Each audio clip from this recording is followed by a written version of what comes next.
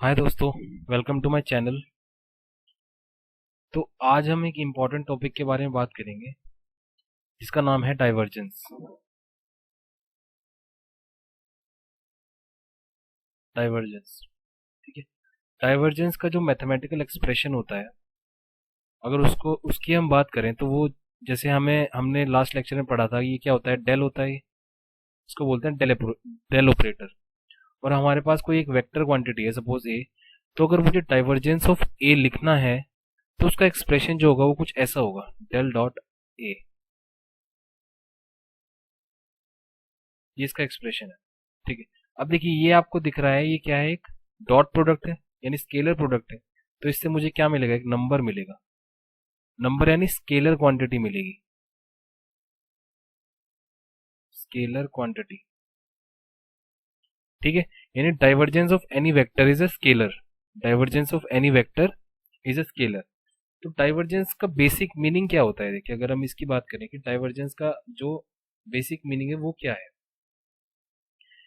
मान लो हमारे पास एक पाइप है, ये पाइप है हमारे पास एक। अब मैंने इसमें यहाँ से वाटर को फ्लो करवाया, ठीक है। तो अब मैं यहाँ पे इस इनिशियल पॉइंट पे, इसका इनिशियल पॉइंट हो गया और यहाँ पे फाइनल पॉइंट हो गया। तो मैं इस इनिशियल और फाइनल पॉइंट पे इस वाटर का फ्लो देखूंगा कि इस वाटर के फ्लो में कितना चेंज आया है, इंक्रीज हुआ है, डिक्रीज हुआ है, या फिर ये कोई चेंज ही नहीं आया है, ऐसा का ऐसा ही है वो। जैसे मान लो मैंने यहाँ से वाटर का फ्लो कराया है और मैंने यहाँ पे ऑब्जर्व किया कि वाटर का फ्लो जो हो गया वो तेज हो गया है यहाँ पे, ठीक है। यानी इसका रेट ऑफ फ्लो यहाँ पे बढ़ गया है। या फिर दूसरा केस है कि इसका रेट ऑफ फ्लो यहाँ पे कम हो गया है। तो जब रेट ऑफ फ्लो हमारा बढ़ जाएगा तो उस वाले केस में हम बोलेंगे कि हमारा डाइवर्जेंस जो है, डाइवर्जेंस जो है वो पॉजिटिव है। और इस वाले केस में हमारा डाइवर्जेंस नेगेटिव है। अभी आपको इसके बाद मैं एक एनिमेशन टाइप वीडियो दिखाऊंगा जिससे आपको अच्छे से समझ में आ जाएगा कि वो क्या चीज़ मैं बोलना चाह रहा हूँ, ठीक है ना। अब ये दो केस हो गए, डाइवर्जेंस नेगेटिव और डाइवर्जेंस पॉजिटिव।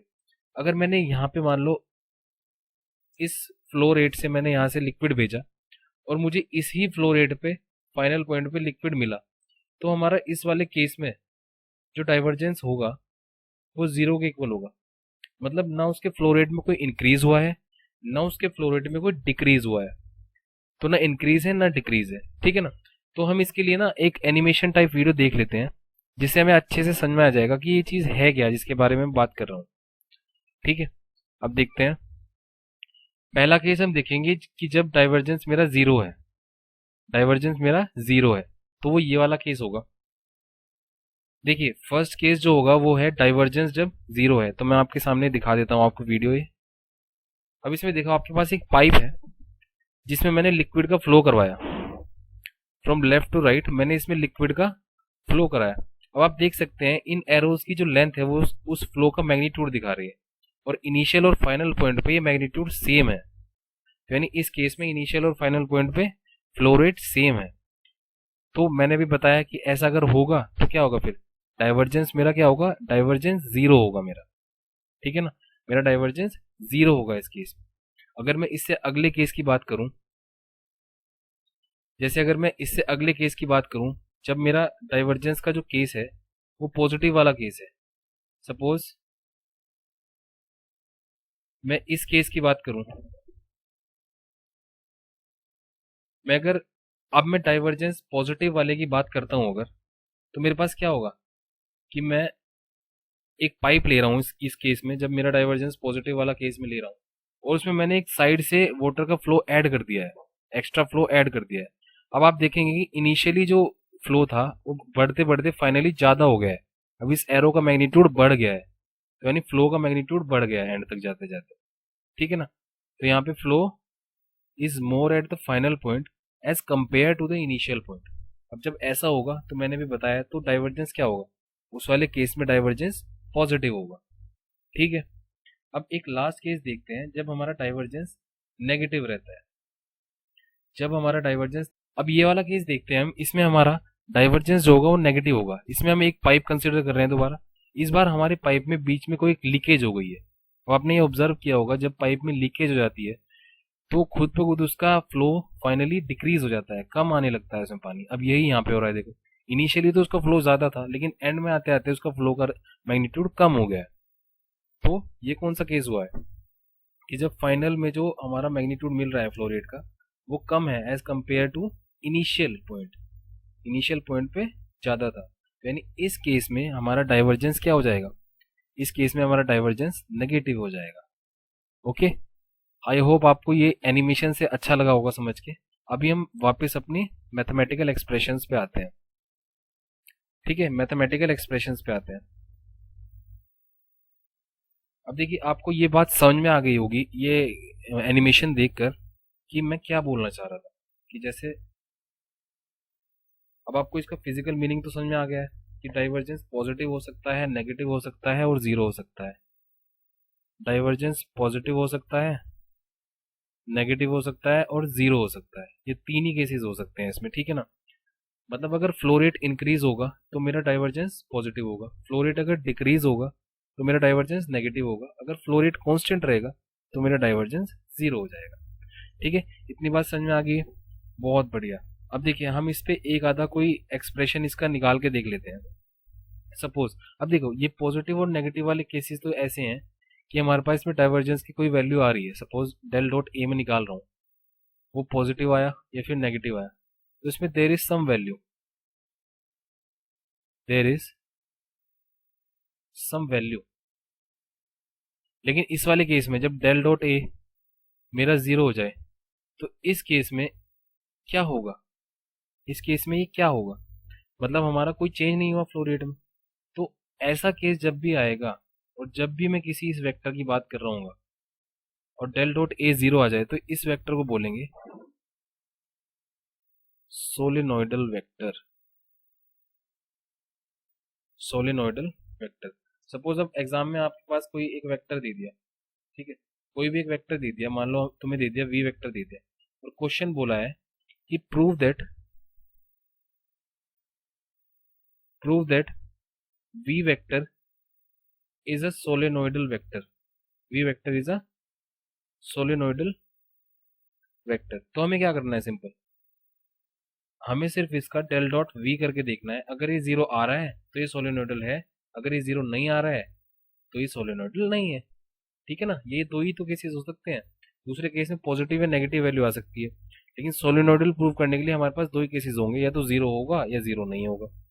ठीक है, तो बहुत बढ़िया। अब देखते हैं कुछ एक एक कोई एक्सप्रेशन देख लेते हैं जिसमें हम डाइवर्जेंस निकालें।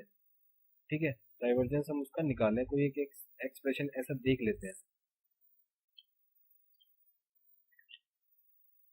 सपोज हमारे पास क्या है, एक एक्सप्रेशन ये है कि मैं एक क्वेश्चन लिख देता हूँ। तो हमारे पास एक क्वेश्चन, एक एक्सप्रेशन दिया हुआ है ये कि u जो है वो क्या है, X square plus Y square plus Z square दे दिया। ठीक है ना, u जो है वो ये दे दिया, और r वेक्टर जो है वो हमें दे दिया है x i cap plus Y j cap plus Z k cap, ये आ गया। अब हमें बोला है कि डाइवर्जेंस निकालो किसका, यू आर वेक्टर का। यानी मुझे पहले इस u को इस r से मल्टीप्लाई करना पड़ेगा, तब जाके मैं आगे अपना काम कर पाऊंगा। ठीक है, तो चलो इसको करते हैं। ये देखो अच्छा क्वेश्चन है। अब इसको करते हैं, देखो अब अगर मैं u और r को लिखना चाहूँ तो वो क्या लिख सकता हूँ फिर मैं। अब देखो इस पूरे की मल्टीप्लाई इसके साथ भी होगी, इसके साथ भी होगी और इसके साथ भी होगी, होगी ना। तो मैं इसको डायरेक्टली लिख लेता हूँ, X into x square plus Y square plus Z square I cap plus Y into x square plus Y square plus Z square J cap plus Z into x square plus Y square plus Z square K cap. ठीक है, मेरे पास ये you are vector आ गया है। मैं इसको ए vector बोल देता हूँ सिंप्लिसिटी के लिए, ए वेक्टर बोल देता हूँ। अब मुझे क्या निकालना है, डेल डॉट ए निकालना है मुझे, सिंपल डेल डॉट ए निकालना है। अब डेल डॉट ए का मतलब क्या होता है, देखो जब मैं बोल रहा हूँ मेरे पास एक्सप्रेशन जो है वो है कि मैं बोल रहा हूँ, सपोज एक सेकेंड रुकना, जब मैं बोल रहा हूँ कि डेल डॉट ए की बात कर रहा हूँ मैं, देखो डेल का मतलब मुझे शुरू से पता है कि डेल क्या होता है, del by del x i cap plus del by del y j cap plus del by del z k cap. ये हमने फर्स्ट लेक्चर में पढ़ा था। और यहाँ पे अगर ए वेक्टर होगा तो इसका सिर्फ डॉट प्रोडक्ट कर देंगे। मान लो यहाँ पे हमारा ए वेक्टर जो है वो x i cap plus Y j cap plus Z k cap है। तो अब आई का डॉट प्रोडक्ट आई के साथ तो चलेगा, बाकी सबके साथ जीरो हो जाएगा। देखो डॉट प्रोडक्ट तो तुम्हें आता होगा, इतना मैं एक्सपेक्ट कर रहा हूँ, क्योंकि ये बीएससी का लेक्चर है, ठीक है ना। तो अब देखो क्या हो जाएगा, ये 1 + 1 + 1, इस केस में 3 आ जाएगा, इस केस में 3 आएगा। अभी मैंने सिर्फ एग्जाम्पल लेके बताया तुम लोगों को, ठीक है ना, क्योंकि यहाँ एक्स वाई जेड है और d by d x del by del x करूंगा जब मैं, तो सिर्फ एक्स वाली टर्म आएगी इसमें। तो सिंपल डॉट प्रोडक्ट वाला केस है। अब देखो हम वापस अपने क्वेश्चन पे आ जाते हैं। ये था हमारा क्वेश्चन। अब देखो डेल डॉट ए कर रहा हूं मैं, तो यानी del by del x of ये वाली टर्म हो जाएगी पूरी। तो डेल बाय डेल एक्स करते हैं इस टर्म का, तो यानी मैं लिख देता हूँ, चलो del by del x of x cube plus x y square plus Z square plus del by del y हो जाएगा, ये आ जाएगा y cube plus y x square plus Y square.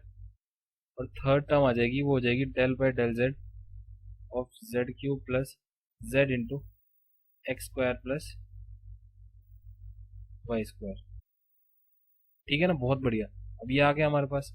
अब हमें सिर्फ क्या करना है, सिर्फ डिफ्रेंशिएशन करना है, इसके अलावा कोई काम नहीं है हमारा इसमें। डिफ्रेंशिएशन तो आता ही है तुम लोगों को सबको। अब देखो इसका पूरे का डिफ्रेंशिएशन करो, ये आ जाएगा 3x square plus Y square plus Z square. Second वाली टर्म का 3y square plus x square plus Z square आएगा वहाँ यहाँ, ये जेड है, जेड स्क्वायर है।